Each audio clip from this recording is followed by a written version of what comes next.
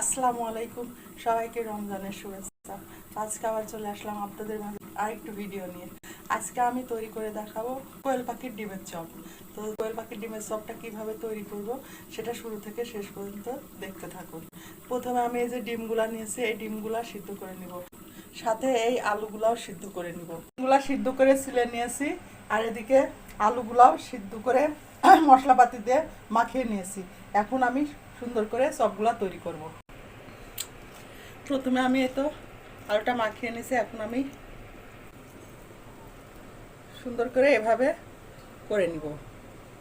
এবার ডিমটা দিয়ে দিব, ডিমটা দিয়ে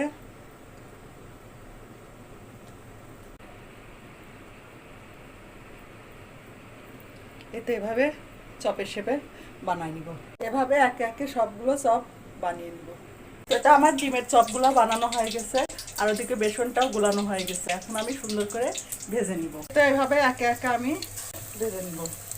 এই তো আমার কোয়েল পাখির ডিমের চপগুলো ভাজা হয়ে গেছে, এখন আমি একে একে তুলে নিব, আর এভাবে বাকিগুলো ভেজে নিব।